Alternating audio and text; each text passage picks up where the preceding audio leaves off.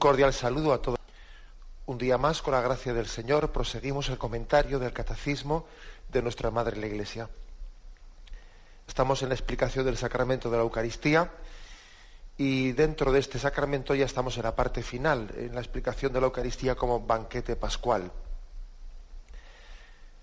Habíamos ayer explicado los puntos donde ya hablaban de la comunión y de la preparación para la comunión. Hoy proseguimos en esa explicación de la preparación de la buena disposición del cristiano para recibir el sacramento de la comunión. Seguimos a partir del punto 1387. Ahí hay 4 puntos, del 1387 al 1390, que completan este capítulo sobre la preparación para la comunión.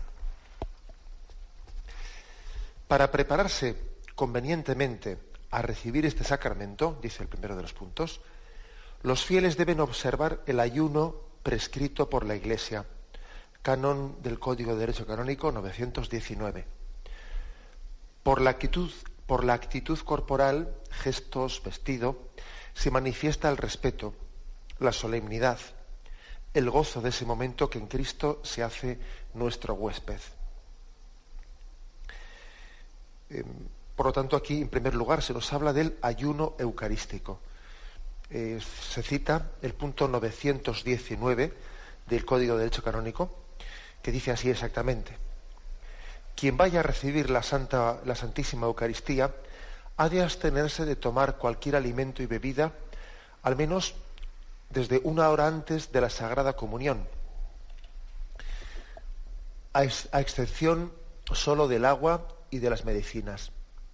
El sacerdote que celebra la Santísima Eucaristía 2 o 3 veces el mismo día puede tomar algo antes de la segunda o tercera misa, aunque no medie el tiempo de 1 hora. Las personas de edad avanzada o enfermas y asimismo quienes las cuidan pueden recibir la Santísima Eucaristía aunque hayan tomado algo en la hora inmediatamente anterior. Bueno, este es el Código de Derecho Canónico. Y a nosotros nos importa, por una parte, pues explicar la existencia de esta norma del ayuno eucarístico y, sobre todo, pues lógicamente, no únicamente afirmarla, sino también explicar su sentido, su sentido profundo. Está claro que el ayuno eucarístico, pues, ha pasado ha tenido otros momentos de una exigencia muy superior y que ahora ha sido reducido, pues casi podríamos decir a una exigencia mínima, a una mínima exigencia, porque muchos oyentes recordarán, especialmente los de edad más avanzada, recordarán que el ayuno eucarístico, pues en un momento suponía que uno no tomaba nada, o sea, que recibía la Eucaristía en ayunas, no habiendo tomado nada desde que hubiese comenzado ese día. Eso lógicamente pues suponía que era muy difícil que que las Eucaristías se celebrasen pues por la tarde. Claro, no es fácil que por la tarde se celebrase una Eucaristía cuando suponía que el que iba a comulgar pues tenía que haber estado en ayuno desde que el día anterior se fue a la cama, ¿no? Bien, pues entonces digamos que por razones pastorales se adecua esa exigencia del ayuno eucarístico. Y entonces se piden 3 horas. Se pasó un segundo momento en el que se pidieron 3 horas de ayuno eucarístico antes de la comunión. Y después en la última reforma se pide 1 hora de ayuno eucarístico. Que por otra parte, teniendo en cuenta que ya no dice 1 hora de ayuno eucarístico antes de comenzar la misa, sino dice antes de recibir la Sagrada Comunión, así lo dice expresamente, tal y como hemos leído. Dice, al menos desde 1 hora antes de la Sagrada Comunión. Hombre, lo cual quiere decir que si ya la misa pues tiene una duración pues concreta, lo que fuese, no de media hora o lo que fuere, antes de, porque el rito de la comunión está en la parte final, quiere decir que el ayuno eucarístico antes de la Santa Misa, pues en el fondo, pues no es tanto tiempo, ¿no? Pues será media hora o lo que fuere. Bien, pero aunque se haya reducido a una mínima expresión, se ha mantenido. La Iglesia no ha considerado oportuno derogar. Es verdad que ha facilitado mucho las cosas, pues para que también el poder, la recepción de la Sagrada Comunión, pues pueda ser más habitual, etcétera. Ha facilitado mucho las cosas, pero no la ha suprimido. Bien, si no la ha suprimido es que hay un valor. Hay un valor que la Iglesia quiere tutelar pues, con una norma. ¿Y qué valor es ese? ¿Por qué valora la Iglesia el ayuno eucarístico? Bueno, en primer lugar, para explicarlo démonos cuenta que forma parte de la pedagogía de la misma liturgia el preparar los grandes acontecimientos con un tiempo previo en el que maduramos nuestras disposiciones. Por ejemplo, la celebración de la Pascua es preparada con la penitencia de la Cuaresma. Por ejemplo, el gozo de las Navidades es preparado con el tiempo de Adviento, con el tiempo de Adviento. También un tiempo penitencial. Y claro, forma parte de la pedagogía litúrgica el que todo gran acontecimiento haya sido previamente preparado con un aspecto penitencial. Con un aspecto penitencial. Esto yo creo que la Iglesia lo ha hecho así siempre, porque tiene una pedagogía sabia. Porque sabe que para llenarse de algo muy grande, que quien se dispone a algo muy grande, pues no puede hacerlo al mismo tiempo que tiene sus sentidos pues totalmente ocupados pues en otro tipo de cosas que, aun siendo buenas, le pueden estar distrayendo de lo importante. De lo importante. Acordaros de lo más importante, vamos. Acordaros de aquella palabra, aquel reproche del Señor a Marta. Marta, Marta, ¿andas ocupada en tantas cosas? Que son buenas, Estás sirviendo la mesa, estás haciendo cosas buenas, pero fijaros que Jesús le dice, Marta, Marta, ¿andas preocupada y agobiada con tantas cosas? Tu hermana María ha elegido la mejor parte. Anda, vete, deja un momento esos cacharros, deja ahora de servir esa comida, ven y atiende, que está el Señor, la palabra hecha carne en tu casa, hablándote. Es un ejemplo concreto el que os pongo, ¿no? Porque es que Marta estaba haciendo cosas muy buenas. Pero es que la ocasión de la visita de Jesucristo era tan importante que comparando con él en ese momento la comida palidecía, o sea, dejaba de tener ese grado de prioridad pues que tiene en el día a día de nuestra vida. Lógicamente hay que comer, lógicamente hay que alimentarse, uno no puede dejar de hacerlo, también lo hacen los anacoretas, o sea, también lo hacen, no hay un monje contemplativo, una regla contemplativa, vamos, ni de los cartujos, ni de los benedictinos, ni de nadie, pues que no incluya dentro de su norma, de su regla de vida también las horas de las comidas. Sí, de acuerdo. Pero es que aquel día había llegado a Betania, había llegado Jesús.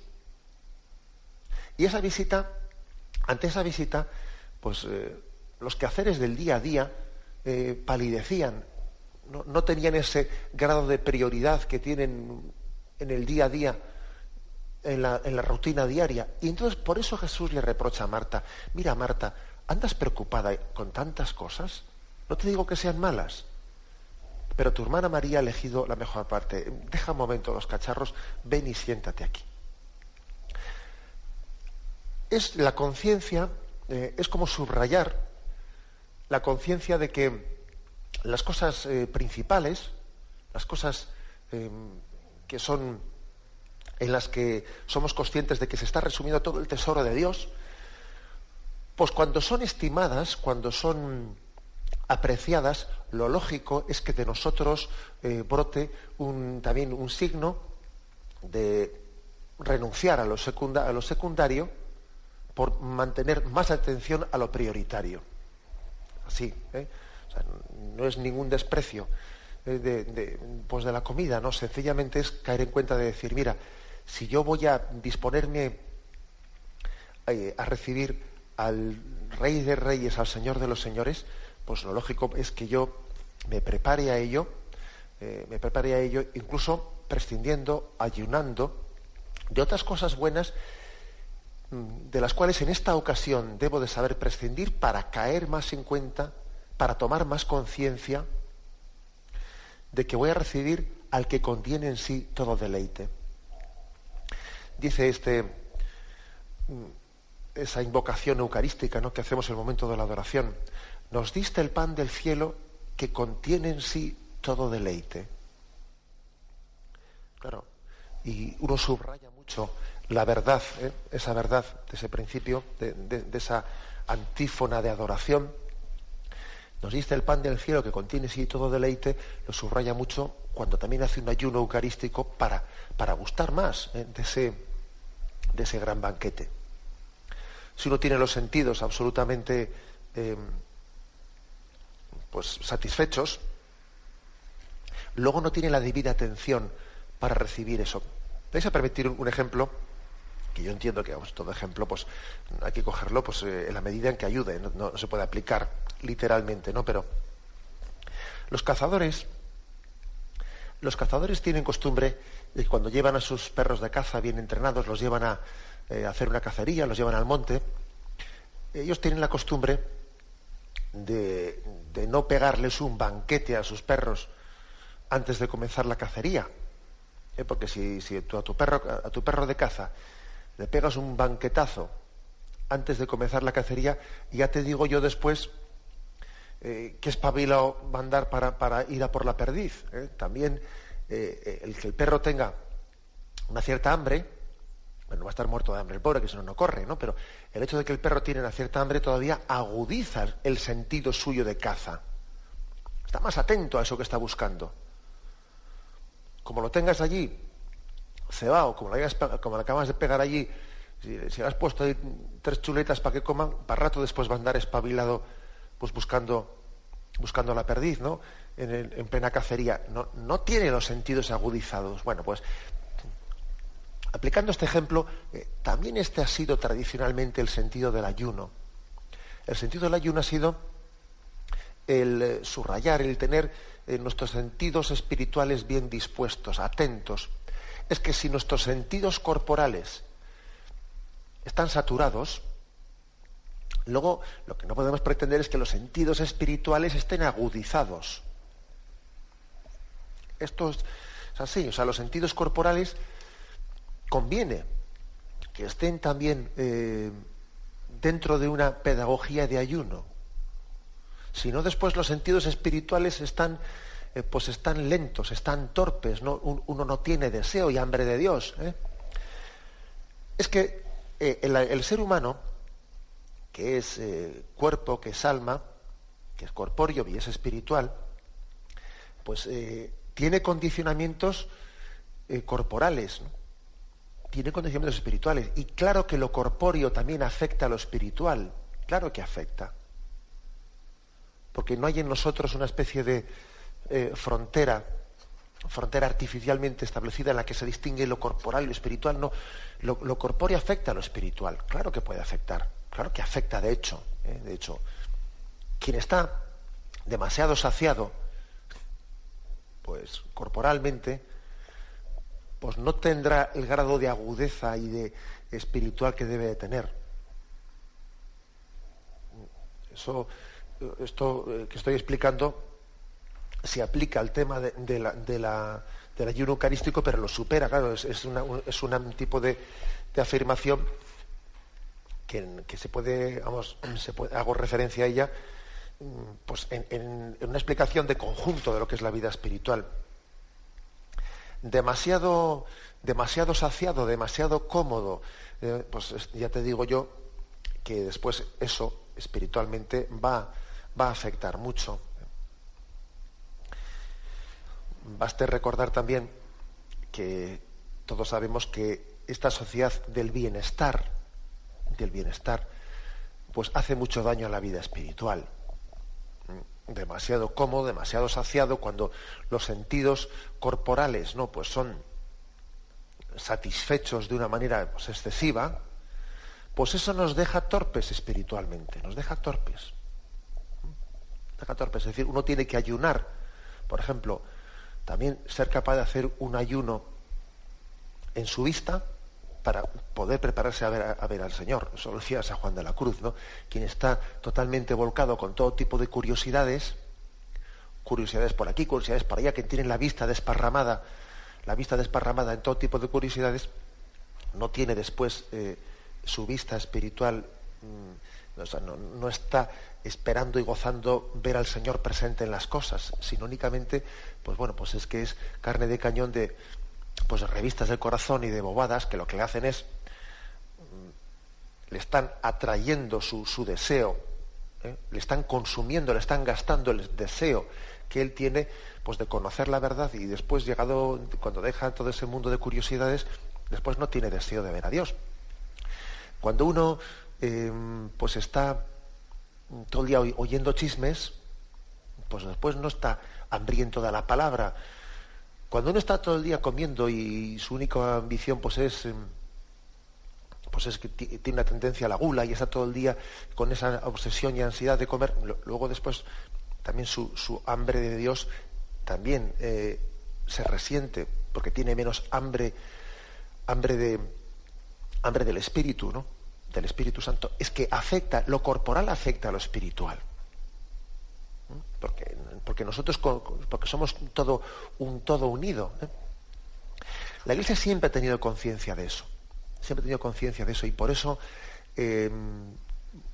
pues se han preparado la Pascua con la Cuaresma, por eso se ha preparado la Navidad con el Adviento, porque cuando alguien va a recibir es como una esponja que se está disponiendo para empaparse de agua limpia. Lo primero que hay que hacer es exprimirla para que el agua vieja, el agua sucia, no impida que la esponja sea empapada de esa agua cristalina nueva. Pues algo así también la Iglesia ha hecho siempre, ¿no? El ayuno precede, el ayuno no únicamente de alimentos, ¿no? sino en el sentido penitencial pleno de la palabra, precede y prepara el encuentro pleno con Jesucristo, prepara y nos hace caer en cuenta de la novedad de lo que vamos a recibir,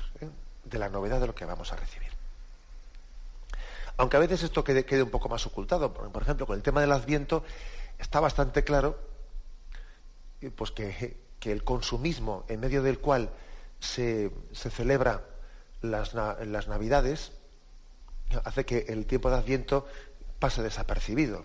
Claro, si ya te comienzan ya a anunciar los turrones antes de que comience el Adviento, pues qué difícil va a ser después celebrar el Adviento, mejor dicho, la Navidad, con el gozo de la llegada de Cristo como tesoro de nuestra vida, cuando no hemos sido capaces de preservar el Adviento como un tiempo de ayuno, un tiempo de penitencia, un tiempo en el que nos hemos desprendido de tantas cosas para después gozar de Cristo como tesoro de nuestra vida. La falta de vivencia, el sentido penitencial y el sentido de ayuno en el contexto del Adviento luego hace que la Navidad no tenga pues esa novedad espiritual que debe tener en nuestra vida, ¿no? Porque es que la hemos corrompido, esa novedad, pues a través de una satisfacción continua de los deseos y pues corporales, de manera que después eso nos ha impedido gozar del don que está por llegar.